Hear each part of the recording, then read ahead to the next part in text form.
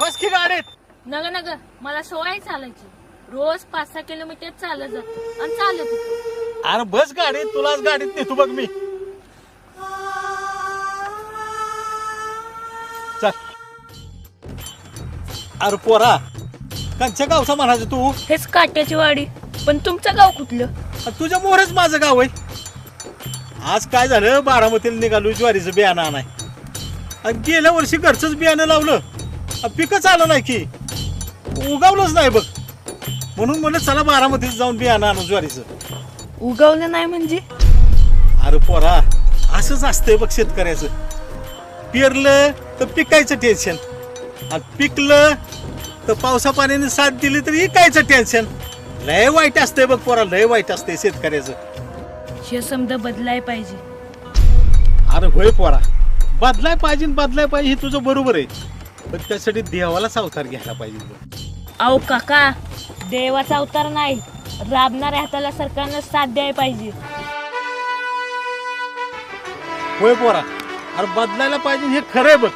अरे पण कोण बदलणार? मी बदलणार. बदल बाबा बदल, पण बदलाय एकट्याचं काम नाही रे.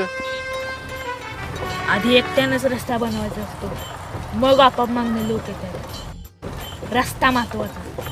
तो रस्ता मी करीन, मी बदलीन. या गावाचं, या तालुक्याचं, या जिल्ह्याचं, नाही या महाराष्ट्राचं रुपडं.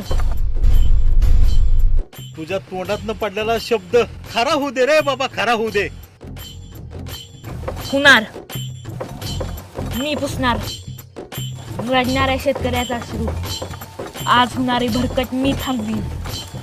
या समस्या माळ्यावर पाणी आणीन आणि इतका मोठा होईल की या गावात बसून दिल्लीला घाम फोडीन.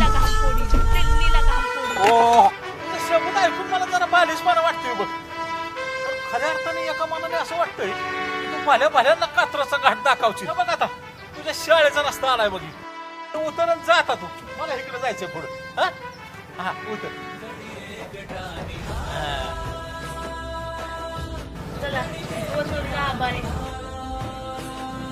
काठेवाडीकर, आला का नाव तर सांगून जा की काय आहे ती.